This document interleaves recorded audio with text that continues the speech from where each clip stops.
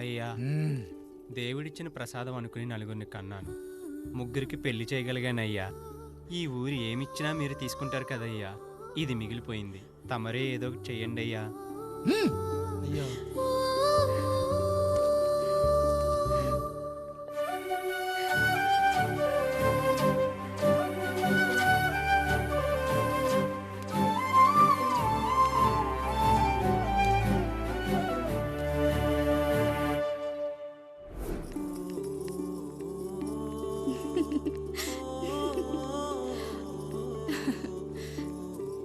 ఈ ఇల్లు, ఆస్తి, ఇంత గొప్ప భర్త, పిల్లలు చాలా ఆనందంగా ఉందండి. కానీ నాకు ఒకటే లోటు. మన తర్వాత మన పిల్లల్ని చూసుకోవడానికి వీళ్ళకొక అన్నయ్య కావాలండి. అచ్చం మీ పోలికలతో వీళ్ళకొక అన్నయ్యని కందామండి. నువ్వు అడిగితే కాదనగలనా?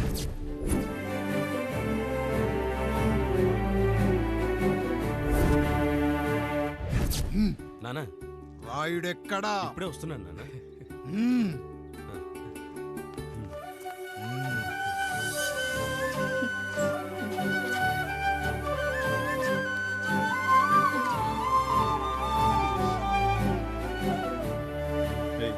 చూడరా, మీ అన్నం మీద పగ తీర్చుకోవడానికి నీకు ఇదే సరైన సమయం.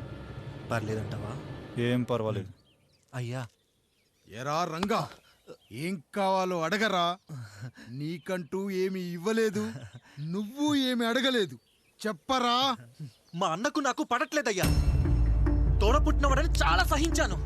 అడ్డమైన దానాలు చేసి ఆస్తి మొత్తం పోగొట్టాడు. ఇప్పుడేం కావాలరా? కొద్దిగా ఈ కత్తి తీసుకొని వాడిని చంపి పెట్టండి అయ్యా.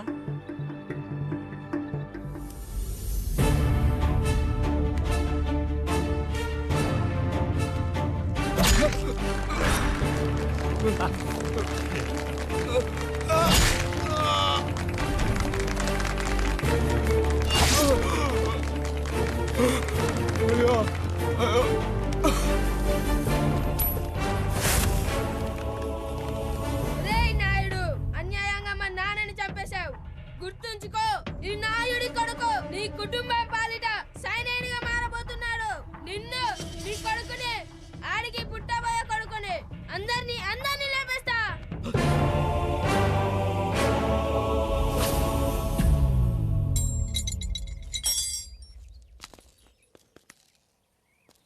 ఏం జరిగింది? మీరు హత్య చేసినట్టు ఇప్పుడే సమాచారం అందింది.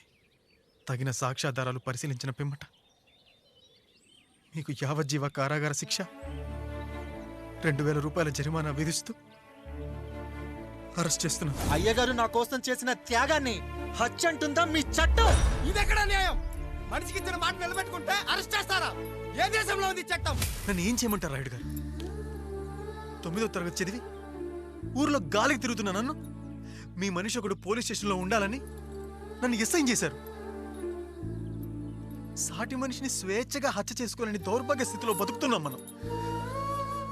మీరు చేసిన ఈ గొప్ప పనిని అర్థం చేసుకునే సంస్కారం, విజ్ఞత, విజ్ఞానం మాకు లేవు సార్, మాకు లేవు.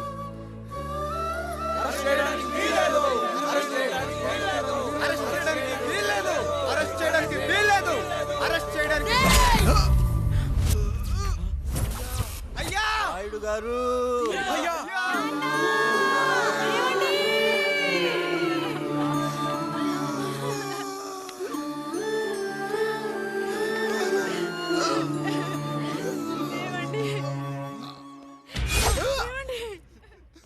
నొప్పిగా ఉందిరా.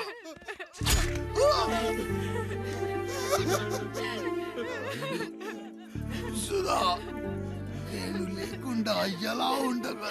పర్వాలేదండి, బిడ్డలతో నేను ఉండిపోతాను. అయ్యో, ఈ పాడు సమాజం నిన్ను మనశ్శాంతిగా బతకనివ్వదు. ఇంతమంది పిల్లల్ని చూసుకుంటూ భర్త లేకుండా ఎలా బతకగలం?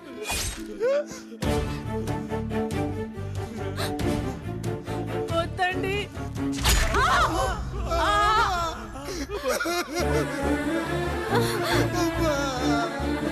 రాయుడు, బిడ్డలు జాగ్రత్త. ఈ రోజు నుంచి వీళ్ళంతా నీ తమ్ముళ్ళు, చెల్లెళ్ళు కాదు, నీ బిడ్డలు.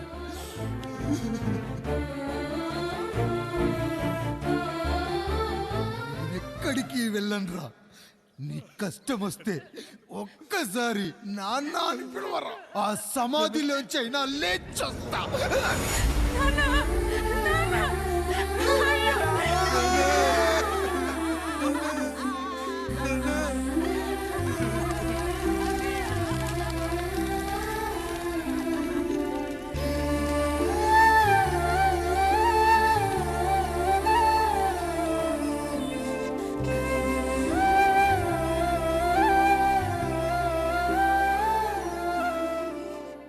ఇందు మూలంగా 50 మందికి తెలియజేయనిదేమనగా ఊరికి కొత్తగా వచ్చిన యాండ్రాయిడ్ తన తండ్రి పెదరాయుడు అని ఆస్తిలో వాటా పంచమని రచ్చబండిని ఆశ్రయించడం వలన గ్రామ పెద్దలందరూ రేపు 11 గంటలకు రాయుడు గారి ఇంటికి రావాల్సిందిగా కోరుచున్నాము.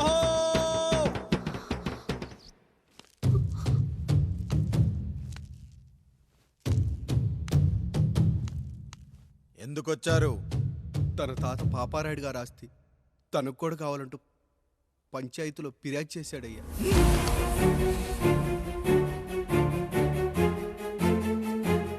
మస్తా గారు, ఆ దస్తావేజులు ఇవ్వండి.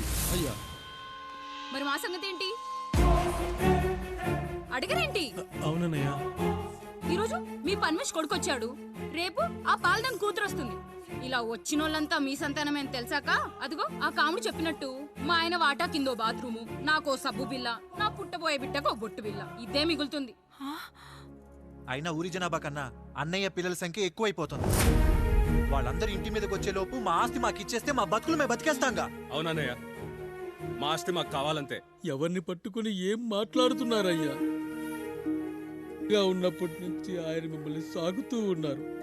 ఈరోజు పెరిగి పండయ్యాక మా దారి మేము చూసుకుంటాం అనడం న్యాయం కాదయ్యా, న్యాయం కాదు. ఏ ఆయన నీకో కొడుకునిచ్చాడా? వాడి పేరేంటి? ఐఫోనా? ఎరా, ఆస్తి కావాలా? 4 బ్రష్లతో తోముకుంటే ఎక్కడ విడిపోతామో అని నా బ్రష్ టూత్ పేస్ట్ నీకు త్యాగం చేసినప్పుడు అప్పుడు అడగాల్సిందిరా అన్నయ్య ఆస్తి కావాలి అని. ఎరా, నేను వాడిపారేసిన లంగోటాలు మార్చి మార్చి చొక్కాలు చేతిగుడ్డలుగా వాడారే, అప్పుడు అడగాల్సిందిరా అన్నయ్య ఆస్తి పంచు అని. నువ్వు 6 నెలల పసికందుగా ఉన్నప్పుడు పాల కోసం ఏడుస్తుంటే నిన్ను తీసుకెళ్లి పశువుల దొడ్లో కట్టేశానే, అప్పుడు అడగాల్సిందిరా అన్నయ్య నాకు ఆస్తి కావాలి అని. మా తండ్రి గారు పాపారాయుడు పోలికలు నాకు, నా పోలికలు ఆండ్రాయిడ్కి. అసలు మా కుటుంబంలో ఏ పోలికలు లేని మీకు ఎందుకు ఇవ్వాలరా ఆస్తి? ఆస్తి లేదు, గీస్తి లేదు. Get out, get out, get out, get out, get out, get out అని నేను అనొచ్చు, కానీ అనగలనట్రా? అనలేను. ఎందుకంటే మీరంతా నా తమ్ముళ్ళు, నా చెల్లెళ్ళు. రక్తం తాగిన దోమ కూడా వెళ్ళేటప్పుడు కృతజ్ఞతగా ఏ మలేరియానో టైఫాయిడో వదిలి వెళ్తుంది. కానీ రక్తం పంచుకొని పుట్టిన మీరు ఈ అన్నయ్య కోసం ఆస్తి కూడా వదల్లేకపోతున్నారు కదరా. గుమస్తా గారు, నా యావదాస్తి నా తమ్ముళ్లకు చెల్లెళ్లకు వాళ్ళ పేర్ల మీద రాయండి. నాకు చిల్లి గవ్వ కూడా అక్కర్లేదు. ఇక ఈ ఇంటికి నాకు ఎటువంటి సంబంధం లేదు. లక్ష్మి, సావిత్రి, మీ చీరలు విప్పేయండి. ఇక్కడికి వచ్చేటప్పుడు ఏ చీరలు కట్టుకున్నారో వెళ్ళేటప్పుడు కూడా అదే చీరలు కట్టుకోండి. వెళ్ళిపోదాం. దస్తావేజులు తీసుకురండి.